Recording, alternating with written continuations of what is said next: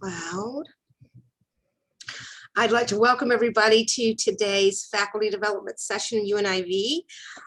We're glad to have you. I'd also like to, most of you know, Katie Waddell and Sissy Spears are two of our new UNIV lecturer student success mentors. And I just let in another Brittany Anderson. She is new with us too. So if everybody will help me welcome them, we're so glad you're here. Welcome. And now I am going to turn this session over fabulously to Professors Elizabeth Burrows and Samantha McNeilly, who will share with us about writing in college and information literacy. Yeah, so I will go ahead and share my screen and make sure I pull up the right Google Doc, because I'm also working on syllabi and things like that. So I clicked the wrong thing, of course. I don't have the chat up, but you can stop me at any time to kind of talk about these things. So the first thing I want you to do is just take a second. You can either write this down or you can just kind of think about it for a second. But I want you to think about, what is one struggle you have with writing now? And then I also want you to think of a moment when you were given feedback on your writing. Was that a positive or negative experience? And I know there can be lots of them, but just kind of pick one. And I'll give you a literal minute and then we'll talk about it.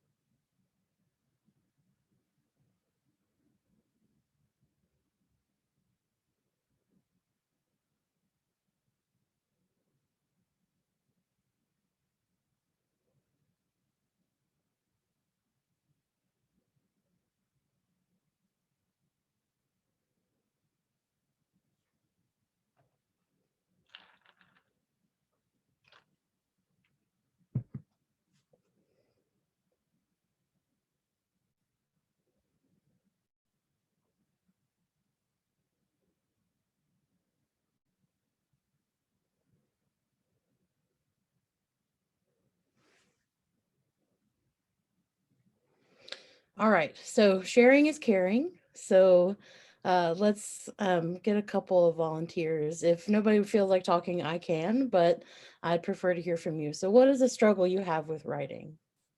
I'll share. Nobody else wants. Okay, go ahead. Sorry. Go, Jason. Go. Oh, okay. For number one, what is one thing that I struggle with writing?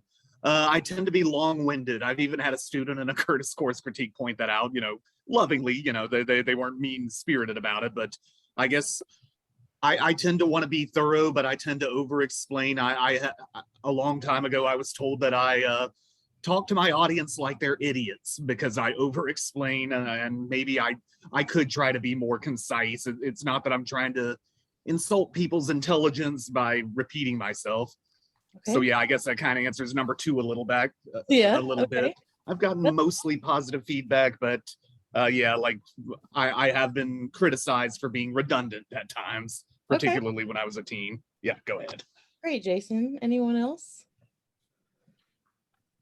I see there are some in the chat, Liz. I know depending on how your screen's set up, you may not see them. Yeah, I got Heather's. I'm always anxious that I do not know enough to be able to write about a topic.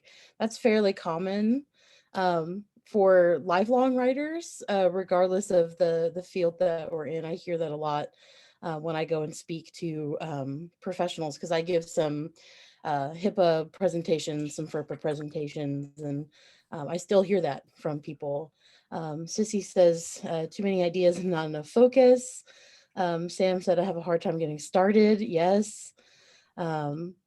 Sitting down and doing it. Yeah. Especially with that, with the blank screen, right? Sometimes we look at a blank screen or a blank Word document or a blank piece of paper, and we instantly have like task paralysis because getting started is sometimes difficult to do. And so That's good. Brittany says, getting the ideas down without trying to perfect them in your head. Yes, that is a common thing. I've learned to dictate parts of my papers to get started. Yeah, that's a great idea, Heather. I like that idea. Lack of focus. So we hear a lot of the same kinds of things, which I again will echo is something that I hear all the time when I ask this question, whether it's to first year writers, whether it's to professionals at a conference for compositionists. We all struggle with the same kinds of things. So what about feedback? What stood out to you? Was it a positive experience or a negative experience with feedback? Well, I'll say a positive experience that I had with a professor was that she was really good at pointing out what I did well.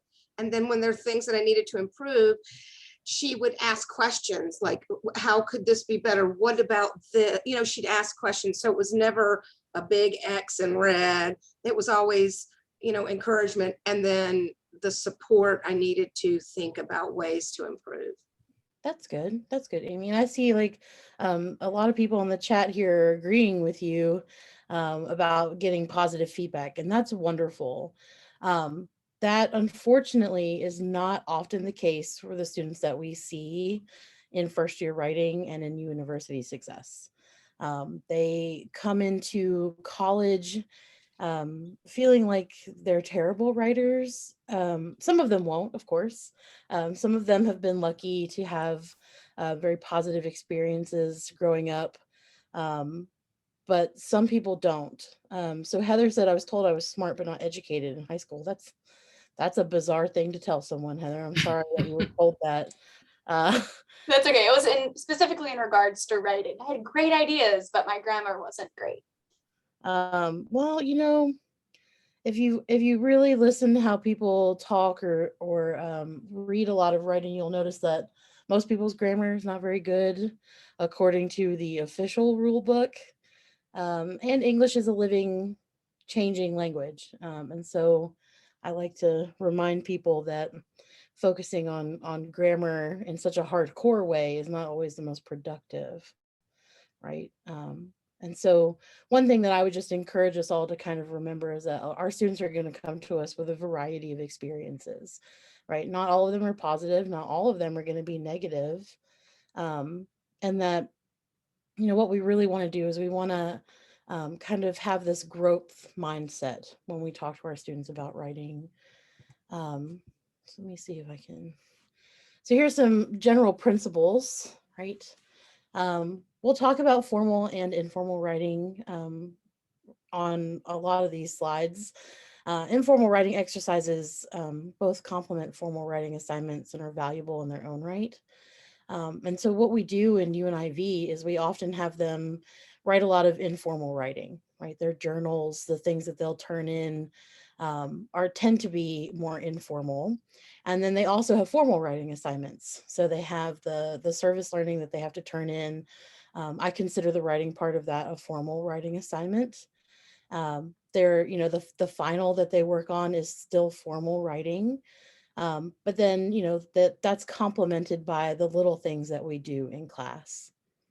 Learning to write is not like getting vaccinated against the measles or COVID, for example. People, in fact, learn to write by writing and not being told about writing. It's really one of those things. You can talk to people about grammar rules all you want to. They probably won't remember them. They will remember them by practicing them in their writing.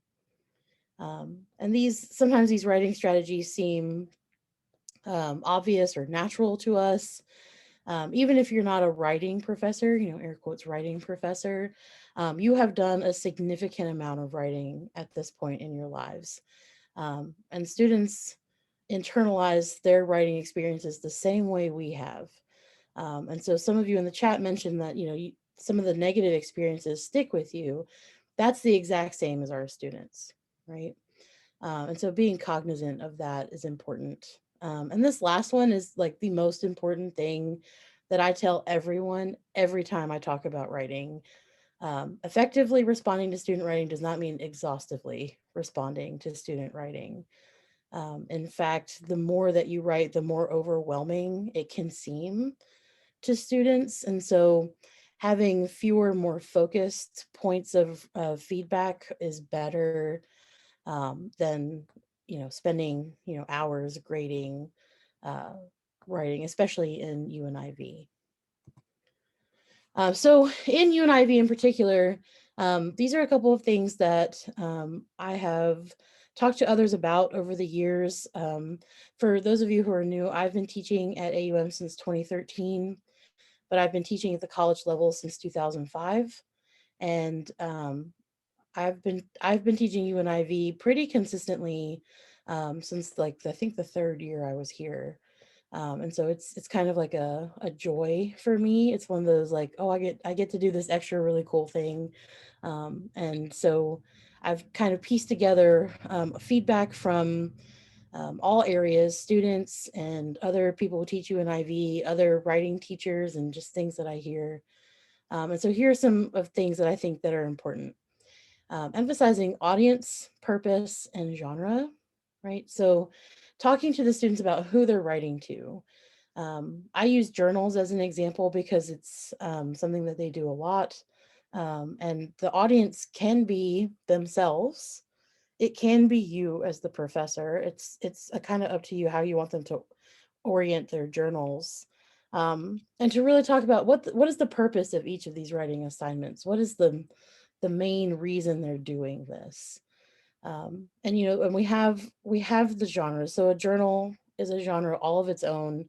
It's informal. It should not be graded like an essay would be graded, because that's not the style, right? If you journal, I don't know how many of you have ever journaled, but if you can imagine turning your journal over to a writing professor for grading, like when I just said that, I had like this like moment of seizure, like, no, please don't look at my journal and grade that, right? So we don't want to do that to our students either.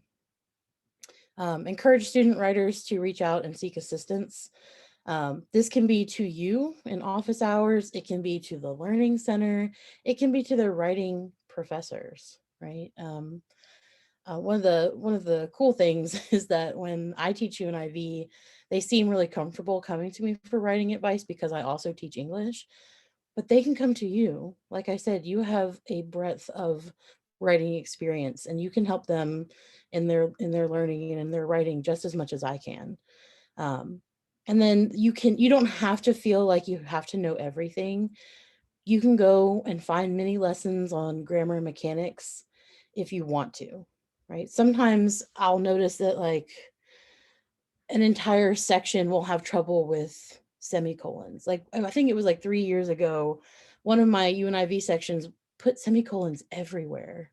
And I couldn't figure out like what was happening in the classroom. And so I just went and I did a lesson on semicolons, and I didn't create it myself. I went online. Jason mentioned Khan Academy in the chat.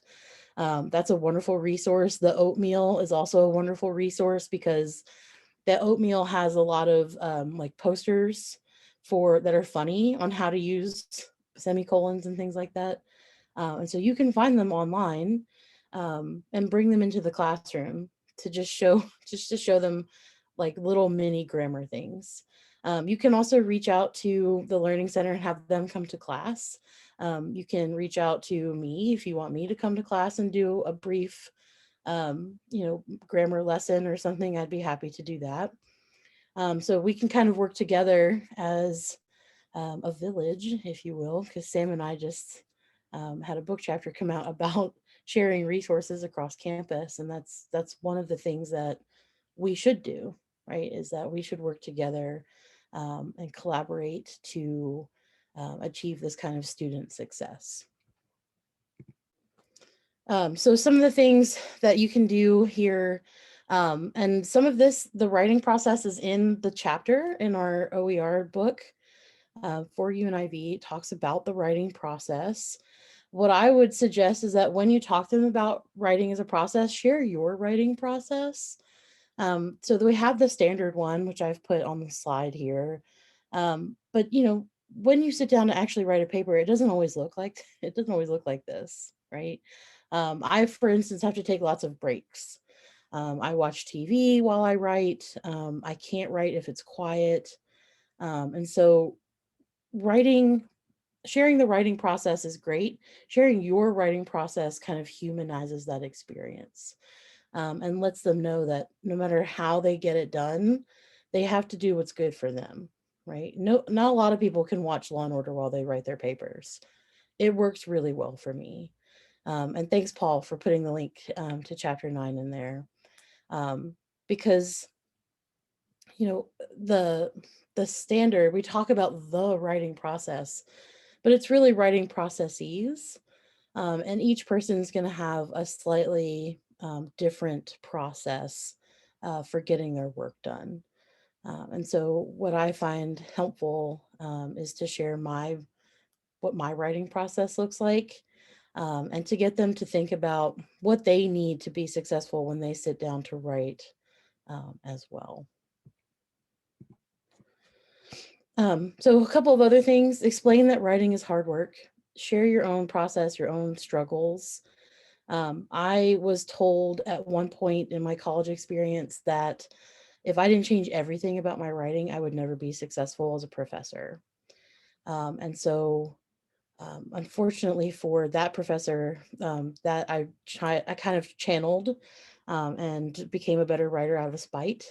But that doesn't work for a lot of people. If you talk like that to students, that's not a growth mindset, right?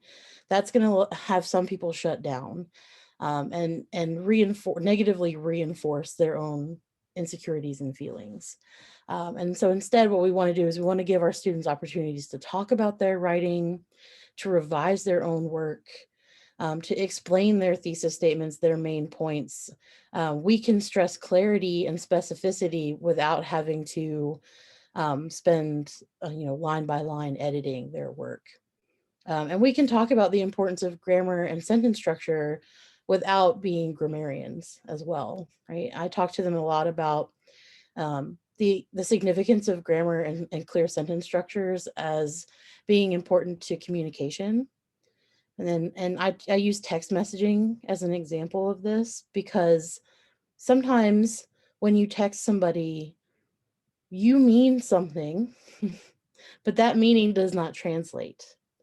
And sometimes it's because of the grammar, sometimes it's because of the sentence structure, and sometimes it's because of tone, right? We infer tone a lot in text message, but that's really it's more of what we're interpreting rather than what we think they mean.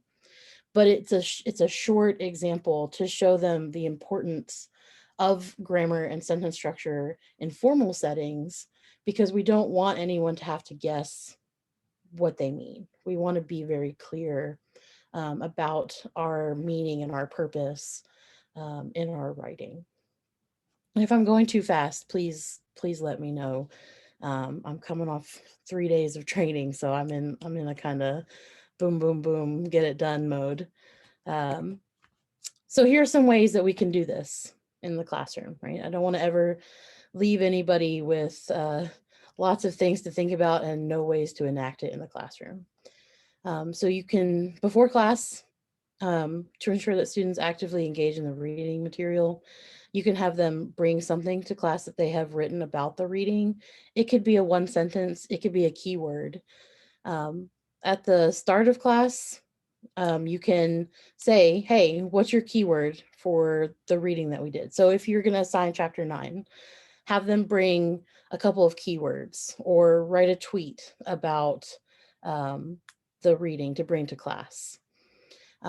During class, you can have them take minutes to talk to each other and write something, or write something on their own to stimulate discussion, so that they have time to kind of think about the reading before they start sharing with other people. Sometimes writing it down on their own lets them feel more comfortable communicating in group settings. At the end of class, you can use writing to summarize main ideas, or answer specific questions, or even to pose questions. So something that I do when I teach is I have students who are working together come up with questions, and they submit them on a sheet of paper anonymously. They put them in a certain part of the room, and then I leave a few minutes at the end of class to answer those questions. But the act of actually writing it down is beneficial to them. And then after class, to extend and engage more thoroughly in the day's discussion, you can give some short writing assignment or lead into the journal, give them time to think about their journals or their assignments for the day, and to kind of talk to them about what the writing is going to be like, and get some ideas for how to get started, because a lot of us said our struggle is getting started. Well, they're going to feel that too. And so you can actually use class time to give them some ways to get started on their writing in little short ways, things that you're not going to collect, things you're not going to actually grade, but things that will be beneficial to them to get going, right? So the writing could be collected, right? Could be collected in traditional paper format. You could post them in discussion boards. I haven't had a chance to see what the setup is, for this semester, but anytime that you have an opportunity to give feedback, give a quick comment that positively reinforces a student's thinking about the class.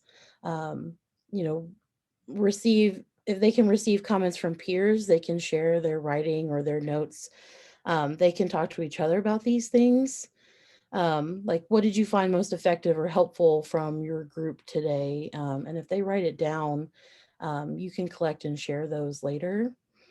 What is one idea or element that someone can extend further if you're having them share, like when they're working on the service learning, I have them kind of share their drafts and their writing as they're working through the worksheet. And I use some of these questions to help them revise their writing, taking me out of it, right? So they're working with each other, and especially if they're in the same group, but you don't have to put them in the same group. You can mix the groups up and do this too, because then they can get an outside perspective on some of the writing. And so those are just some little ways that you can incorporate some feedback into the writing in your courses this semester.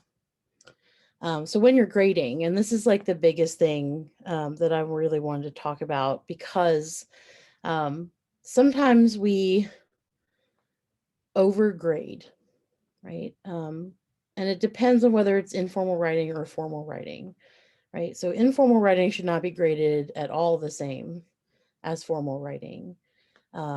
It's like I said, it's overwhelming. The students often don't read it. So there are studies that talk about how little of the comments students read.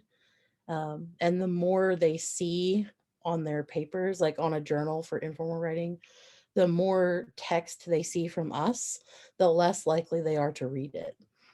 And so for informal writing, you really want to give little bits of positive reinforcement, and then maybe a little like, hey, as next time you do your journal, why don't you think about this or work on this? But also remember that it doesn't have to be perfect when it comes to grammar if it's a journal entry. If it gets so confusing that you don't understand their point or you don't understand the content, that's a separate conversation. But you wouldn't want to like count off an entire letter grade for a couple of grammar mistakes, for example.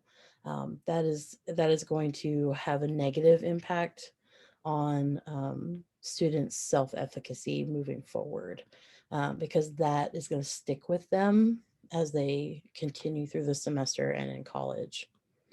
And this last one, feedback versus critique. So sometimes what happens, and this is a natural kind of thing we do, when we read someone's writing, we often critique it in our heads, right? And what I always caution my new writing teachers with is that you have to turn critique into feedback. Critique in this case is more like a judgment.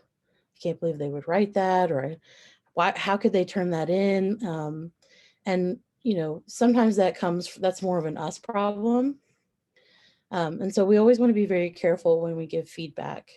I try to kind of couch these things. So I start out with something great, whether it's a shared experience that I can comment on, or something I think they did really good, like deep thinking on. Like last time I taught UNIV and we talked about diversity, equity, and inclusion, my students were very vulnerable and very brave. And so I would give them that feedback. Like, I really appreciate your vulnerability. I really appreciate the deep thinking that you're doing on this topic. And then you can give some areas of improvement. And then you always want to end on something positive again, because that's how critique turns into feedback, right? You couch areas for improvement or things to consider next time in between two really positive, reinforcing statements. And so that they feel psychologically and emotionally more ready to take on that challenge. And that's kind of based on some research I've been doing, not just in like cultural responsive teaching, inclusive teaching, but just general pedagogy. Suggests that that's the most effective way to reach students when you're giving feedback or grading the writing assignments. So I've been trying to stick to the time here because I know Sam's going to share a lot of really important information with you. And so we can take questions, brief questions now, or we can wait and do questions at the end. It's just kind of however you want to do that. Well, I have a quick question. Sure. Even within the honors UNIV class, I have exceptional writers, but I also have struggling writers. Would you vary feedback, to different levels of writers? Yeah, I mean, would you do it differently? It's the same basic principle, right? Because the principle is very tailored to the individual, right? Even really, really good writers have things they can work on, right? Even excellent writers have ways they can challenge themselves. And it's not necessarily like to do better, right? It's just a different way of writing. Why don't you try this other strategy next time? I really liked what you did in this assignment, but let's try this next time and just see if you can challenge and push your good writers to continue to do and try new things. That way they continue to work and develop in ways that some of your other students might be a little further behind them. So they're not going to be bored because you're going to continue to challenge them too, kind of thing. Well, what about like careless writers? Sometimes that's frustrating when it's someone who I know writes well, but they make so many errors. Part of me wants to just give it back and say, quit making typos and whatever, read it again, which I don't want to be that person, but I mean, they've got to learn that about college. It's just read it one more time, So I have developed this practice of talking to them about it.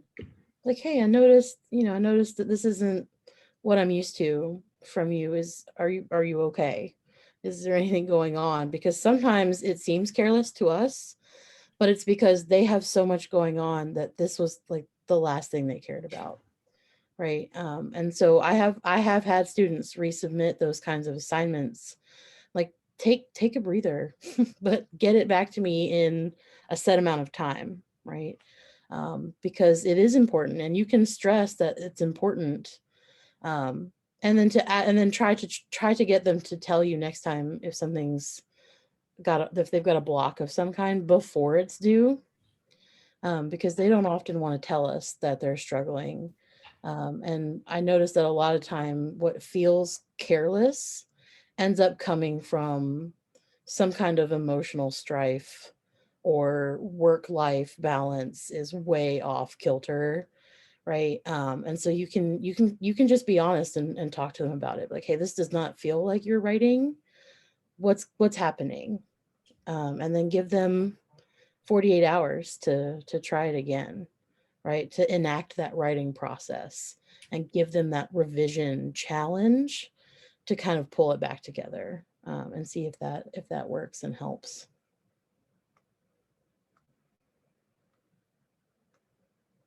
Is there something you can do in addition to encouraging them again to use the free support services we have, like the Learning Center?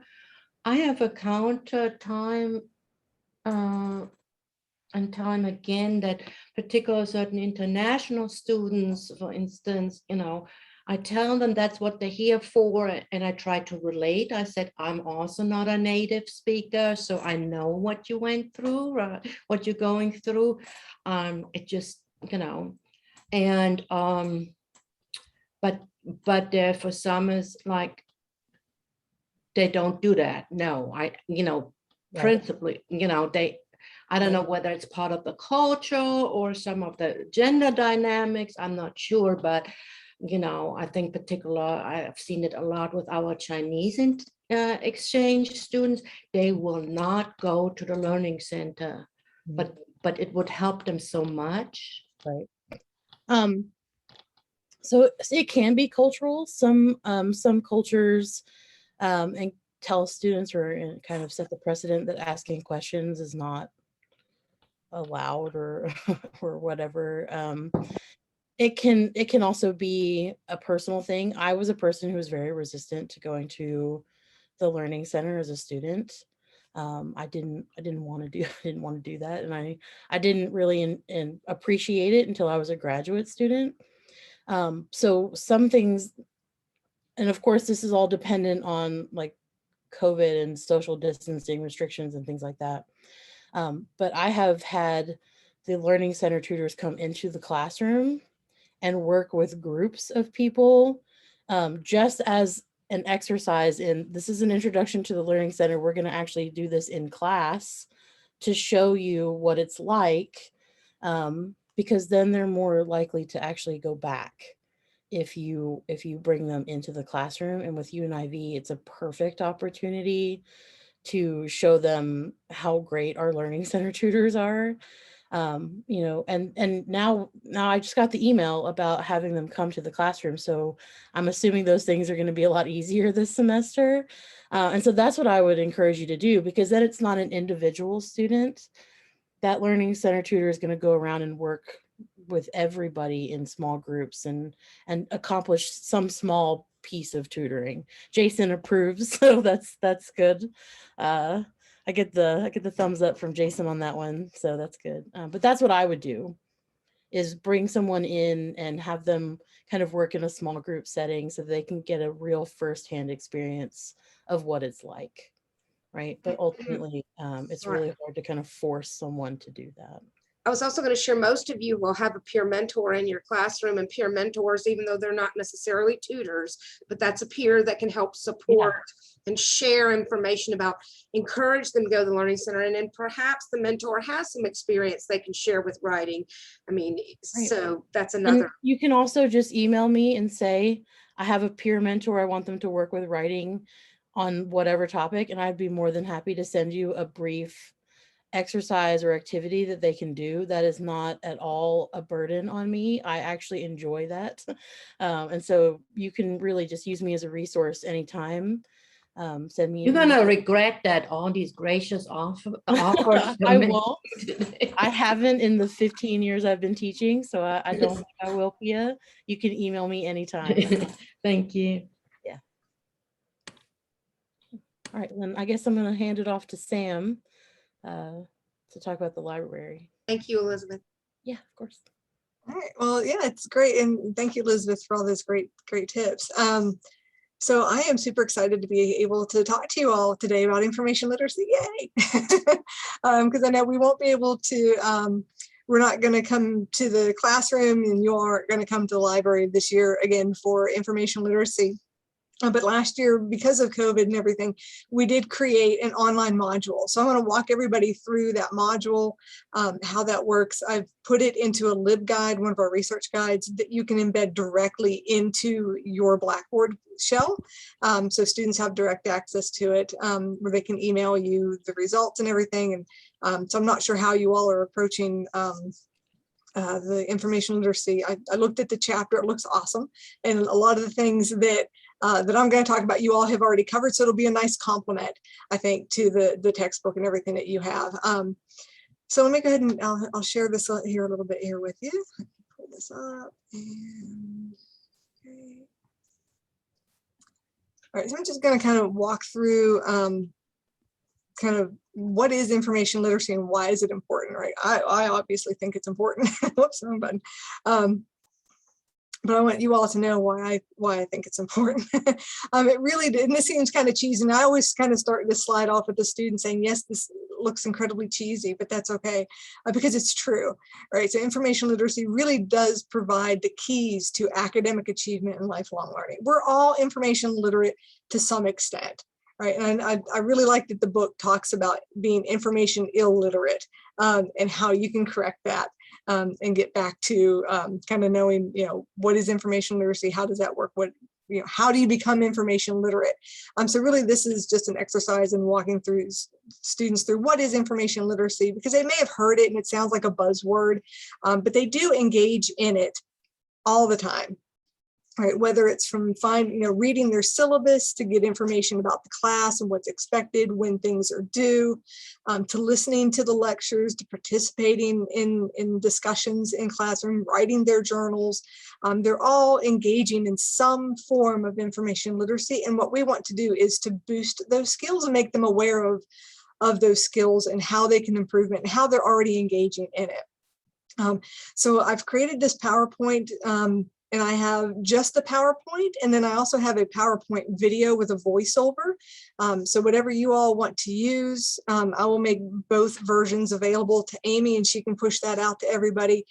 So if you want to walk through this presentation on your own, there are notes in it that you can use.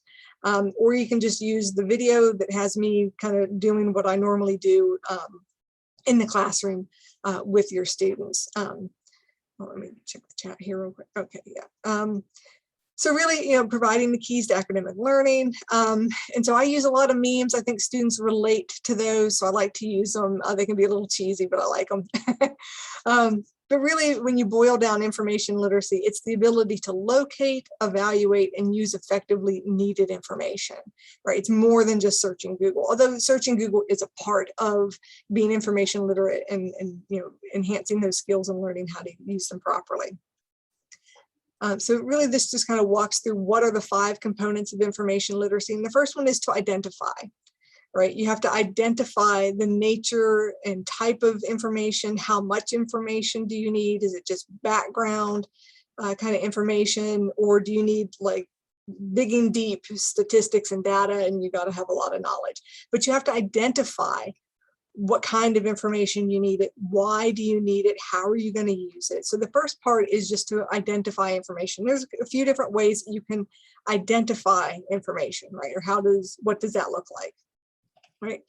So some academic examples is writing a thesis statement, right? That kind of lays out your research question, right? So you have to know what questions you're answering before you go and find the answers. You have to know what the question is. So writing your thesis statement, reading background information on a topic before they're researching. And one thing I like to tell students when they come into the library and they're doing research is to kind of approach it. You need some background information. You're interested in your topic, but you don't know everything about it, right? And we don't expect you to know everything about your topic because you're learning about it, right? That's why you're here. You're here to learn about that topic and to find more information. So sometimes when you're identifying information, you just have to get that background, that contextual information so that you can move on with your research.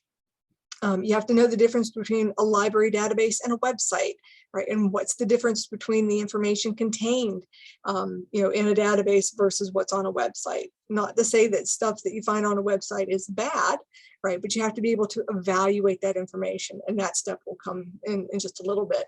But they have to know the difference between information that they're going to find in a library database and a scholarly or peer-reviewed or academic journal, right? We use all those different terms.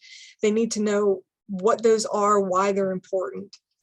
And then to know that websites, some are good, some are bad, but that's up to them being information literate, how to evaluate that information. And then knowing the difference between primary, secondary, and tertiary sources. What's the value of a primary source? What is a primary source?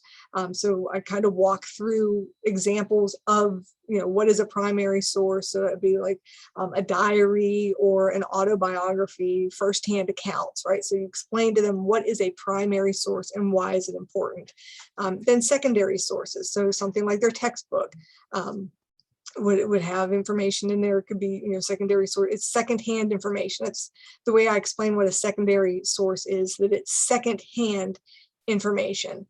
So it's somebody taking primary documents, primary information, synthesizing that analysis, doing an analysis on it, and then writing their own thoughts about it is a secondary source. And then tertiary sources, they'll kind of look at you funny when you say that word, but you gotta, just explain it to them, because they may have never heard that term before, or understand what a tertiary source is. So things like encyclopedias, right, would be a tertiary source. It's a third-hand source, right? So I kind of walk through, give like a relatable example of what a primary source is, a secondary source, and a tertiary source. So it's, primary is first-hand. They are, if I wrote my autobiography, I am the primary source of that information because it's all about me. So I am the primary source. So it's first-hand information. Secondary would be secondhand information. So I heard something about so-and-so, or I read a book about so-and-so. It's secondhand information. And then tertiary is third-hand. So I read about it in an encyclopedia, or in a textbook. So you find relatable ways to kind of explain what the difference is between those different types of sources and why they're important. Then also give some real world examples, right? I put in here, buying a car. Most college students probably aren't buying a car, but I have a really good story about buying a car that I put in there for them. But then also deciding, which college or university to attend, and relate it back to identifying information. Well, they had to identify what information did they need from that school, right? Did they need to know what the tuition was going to be, where it's located, what are the admission qualifications, what's the process, right? So they have to identify all that kind of information. So, give some real world examples, and of course you can always change those up. This is just what I used. And then finding information, right? An information literate student can find information effectively and efficiently. In each step, I have these academic and these real world examples in here. So finding an article in the database, using linking terms, using the Boolean phrase and or not, how to locate a book in the library using a call number, and then refining search strategies, right, are ways that you find information to use. Then some real world examples, right? So going and you visit a local dealership, or you do some research online, or, with the college, right? I always say, well, to find out information about AUM, you maybe came here, right? Maybe you came and took an admissions tour, or you came to orientation, or you talked to other people who maybe went here. You found out information about us, how to get here, right? So making it relatable to them, to show them that they do engage in information literacy. They just don't call it that, right? They don't think about it in those terms, right? And again, I love throwing in memes. It helps keep their attention. And then evaluate information. So this is a really critical step in information literacy. It's a very important step in information literacy, is evaluating information and its sources critically. Right. So some academic examples would be going in and looking at the main ideas of an article or a book, reviewing multiple points of view to form an opinion, exploring different sources, going back to primary sources, following that trail back to the original source of information to understand something, and then doing the CRAP test, right? And so this is where I kind of jump out, and we actually review this meme that's here, talking about President Obama banning dihydrogen monoxide to torture detainees, but still allows it to be given to children at schools, right? So if anybody here has a science background, you'll know that dihydrogen monoxide is just another fancy way of saying water. But it always gets these really great looks and reactions from students when I pull up this meme, and then I ask them about it. Well, do you think that's true or not? And that can be it can be a little bit of a minefield, right? So you have to kind of know your students enough to be able to go in and ask that question. But they'll look at you funny, right? And they'll look at you, and they get all, you can just see their posture change, and they get kind of defensive about it. And then I walk them through, I take them out to Google and we find information. And then we walk through how to evaluate it using the CRAP test, and I'll push out all this information to you all as well. But the CRAP test is, it's currency, relevance, authority, accuracy, and purpose. And you all have it in your textbook. So it's in the textbook, talks about the CRAP test, and walk them through to where we can debunk this meme. It's actually true, which really kind of gets students, because I tell them, this is true. What they're saying is true, because President Obama banned waterboarding, right? So you can't torture people, right? We wouldn't want it done to our folks. We shouldn't do it to other people, and so they'll look at you like, wow, how do you know, how do you evaluate this information? So it really kind of drives it home that you need to evaluate information critically, look at multiple viewpoints, different sources, go back to primary things, do that background information, because as soon as they see that dihydrogen monoxide is water, it makes sense, right? So they had to find that very basic contextual background information to be able to, verify this meme, right? To either verify it or to debunk that information. So that's always a really fun part of this lesson. In there is going through and doing that. And then I kind of veer away from the car example for this part. But, researching claims made in a political ad, right? So following that information back to the primary source.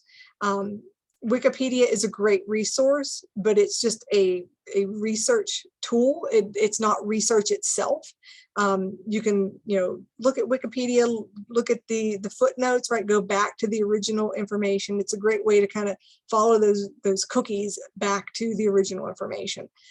Checking websites for its currency, has it been updated? And then confirming credentials of, experts. Are they really an expert in what they say that they are?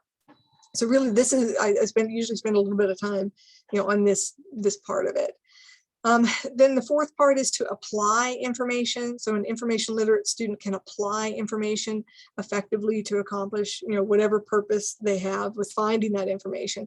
And so some academic examples would be, paraphrasing an article to support your thesis, using direct quotes from a source, or using images or graphs or charts, right, to do that. So they're finding information, they're evaluating it, they decide, yes, this is good information, this is relevant, it'll support my thesis, or I can show, how I'm refuting something else. So it's good information, they've evaluated it, they're going to use it. So now how do they use it, right? So they can either paraphrase it, they can use direct quotes, or they can use images and graphs. So they can take that information and then apply it. They can use it in their papers or in their presentations. Real world examples. All right, so again, I go back to my story about buying a car, about how I did all this research. I went and drove some cars. I went to different places, looked at Kelley Blue Book, all that good stuff, and then I was able to negotiate the price down for the car that I bought. Or you can use like a phone, right? You want to find the best phone, or maybe the best gaming platform, right? So you can, of course, tailor this to your class, right? What their interests are with that. But then, relating it back to them, they applied for admission here to AUM, right? They had to come to orientation, they had to register for classes. So they figured out where they wanted to go, what they wanted to do. They found out more information about the process and what was offered. They evaluated it. Maybe they came for a visit. They talked to other people about AUM or maybe their major, and then they applied, right? They literally applied the information. So they applied to admission here. And then of course, applying for scholarships and financial aid. So it's a good way to kind of, bring that back and make it very relatable that, you need to evaluate this information. You have to know what you're doing before you do it, especially when it comes to money, right? And signing, those financial aid papers and those loan papers. So it gets them thinking about those types of things in a different way, which is good all around. And then the last part is to acknowledge information. So an information literate student can acknowledge these different sources of information, and that ties into applying with these academic examples where you have to cite information in the text of their research paper, right? Citation is very important. Creating that works cited page or bibliography or reference page, depending on what their field of study is. It's called something different in pretty much every discipline. Understanding what constitutes plagiarism, right? What is plagiarism? How to avoid it? Understanding, fair use and copyright guidelines. Those are all very important academic ways of being information literate. And then there's also, some real world examples that you can tie into that. I, again, skipped the car stuff, but, obtaining permission before copying a news story to a blog. So if somebody's, running a website or a blog, even if they don't, get explicit permission to put it in there, maybe they're copying a newspaper article or a magazine article, you still have to put the citation in there, right? You still have to link to the original information and give credit where it's due, right? So especially, giving, if you're reposting things, giving the information to the original content, the original poster of that information. There are limits and protections of free speech and censorship, right, on the TV and internet, right? So our free speech, right, is protected from the government telling us we can or can't say things, as long as it's not illegal, like yelling fire in a, in a crowded theater. That would be bad. That's illegal, right? That's not covered under free speech. But there's still consequences, right? There are still consequences for your speech. And then, of course, don't download anything illegally, right? Because that'll just send poor Tobias into a tailspin. If you're downloading illegal things using the AUM servers, that's bad, right? So I always talk to them about that and kind of make it relatable to them. But again, I'll send all this out to you. And again, feel free to, if you want to use the PowerPoint to tailor that to your class needs or your own personal experiences, you can do that. But really just kind of overall, what we want to get across to students, that an information literate student can identify information, find it, evaluate it, apply it, and then acknowledge it, right? Those are the 5 things that they need to do to be information literate. And they are, they just, again, we don't call it that. We don't think of it in those terms. So again, I'll send all this out to everybody that you can use there. I also have a video of this that you can use. So if you want to adapt it to your own needs or just play that video, that's awesome. And then there's also a module that goes with it. And let me pull that up. And I've made a LibGuide, what we call a LibGuide for that. It's not published yet, so you're seeing kind of the back end of it here. But I can push this out to Amy and she can give that to everybody. You can put it directly in your Blackboard or you can send your students a link. But either way, they would go to our Inform Your Thinking tutorial and quiz and just click begin. It's going to take you here to this page. And then there are, let me go back. Previous. There are 4 short videos that they watch, and then there are 3 quizzes that are associated with those videos that just kind of walk them through information literacy, why it's important, credible sources, how do you find them, how do you know they're credible, how do you evaluate it, knowing information, authority of information, and how to do smart researching. So there are like I said, 4 videos and some quizzes that are here that they can go ahead and do. Sam, I hate to interrupt. I went ahead and embedded what we did last year. I think Paul Arrington and I had copied the same thing, but your link may be different. So I just want to let everybody know who's on the call, who's teaching this year, that I will give you the updated link and info. Yeah, so the great thing about this module is that link is always stable. It's not gonna change. So if that's what you have, that should still work, but I'll send you everything new as well with some additional stuff here. And then the quizzes, right? They can put their name and everything, so you can go in and this is how we make sure they do it, right, to give participation. So you're not necessarily going to grade their answers, but you are grading maybe their participation in that they did it. And so they're just going to kind of click through this here. I just wanted you to see what your students will be seeing. If you want to go in and take the module, that's awesome. Take the quizzes, you can do that as well. There's that. And then if you would like a copy of the results, they put in their email here, right? And then it's going to take them here to the certificate of completion. What you want to do is make sure that it says, email the certificate of completion to their UNIV instructor. We need, and I'm going to maybe reword that a little bit, because what they'll need to do is put in their email address, and then they would forward that to you. Because if they put your email address here, it's going to send it to you, but it won't have their name on it, so you won't know who completed it. And I've looked, and there's not really a way for me to put, the way LibWizard works, there's not a way for me to have a space for them to put their name, but that's what the previous slide showed, where they can put in their email that sends it to them. They can forward that to you, and that's their certificate of completion. And then I also have records. It doesn't have any names or anything, but everything gets saved when they send it to us. So they can do that, or they can print it, or they can even save it as a PDF and just send it to you. So I'll reword that a little bit to where they put in their email address, and then they would forward that to you just as their proof of completion for that. So it's a really easy module to use. It's shouldn't take them more than maybe 10-15 minutes to get through the whole thing, and then to send that to you to do that. And then there is another piece that I have for the fake news that we've done as well, because I think there used to be 2 days for information literacy. It took up the whole week. So there's another activity, and I'll send this out to everybody as well, what I call What's Happening, how to evaluate news in a time of information overload. So this is like the fake news assignment that you can do with them. And so it kind of introduces them to me and Jessica, since we're the UNIV librarians. So we can leave that, or you can take that out, but just kind of go through, what is fake news? Why does it exist? It kind of walks through how to spot it, right? And how to help combat it. So there are some discussion questions, where do you usually get your news? Some students, they don't maybe watch the news, or maybe they get it from Facebook or from Twitter. Right, maybe they look at Google News or something. But this kind of walks through why it's important to decide information they find is trustworthy, and you can have a discussion with them about that. Usually gets pretty interesting. It kind of walks through. We're getting a little close on time, so I don't want to do too much, but walks through fake news. What is it? How to spot it?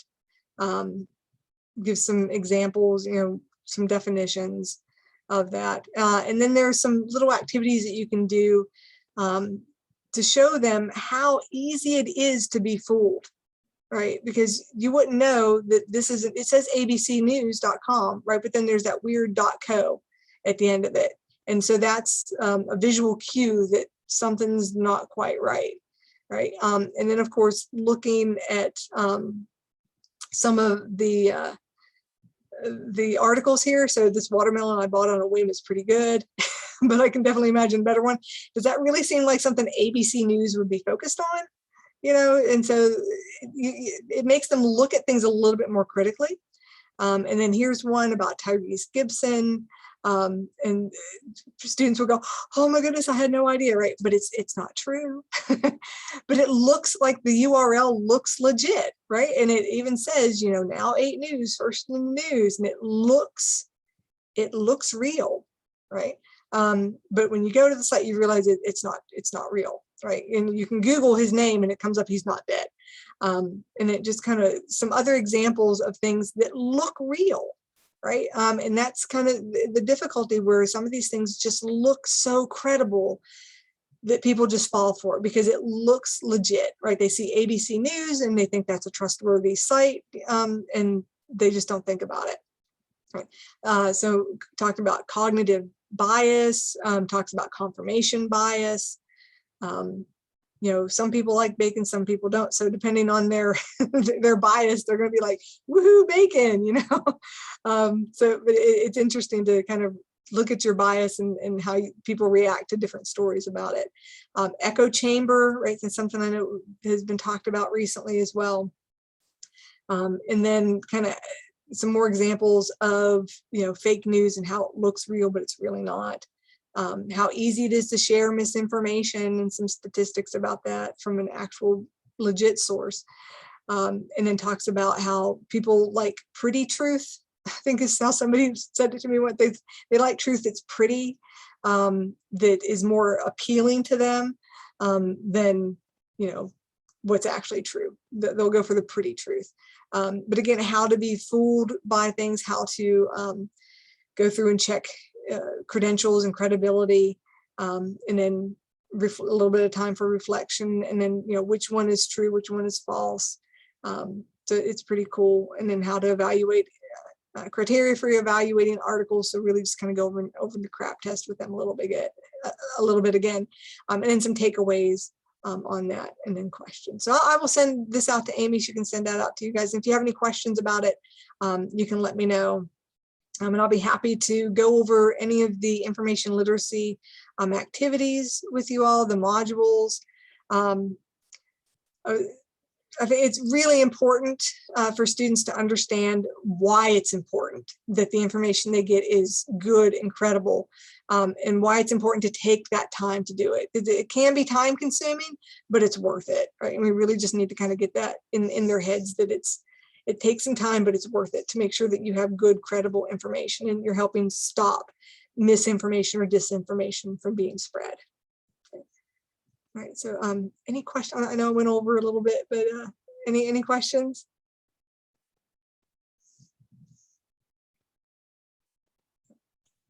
All right, well, thank you guys. Well, the only question quick, Sam, I had, which is a little bit off, but is there something similar we can use for classes beyond UNIV? Oh yeah. I mean, you can take anything that I give you and you can use it for whatever you need, or I can tailor something specifically to your class's need. Okay. Yeah, Awesome. just reach out to the library. We'll be happy to help with that. Okay, thank you. You're And welcome. Sam, if somebody would like to have you either come to the class or a librarian or something of that nature, can they reach out to you? Oh, absolutely. Okay. Yeah, we would Great. still love to come to your classroom. Yeah. Okay, great. Well, thank you so much. Thank you, Elizabeth, and thank you everyone for joining us today. This was recorded. I'll upload it. Elizabeth sent me her materials. Sam will send me those, and we'll get those uploaded in the Blackboard community course. I hope y'all have a great afternoon. All right, thanks. All right, bye-bye.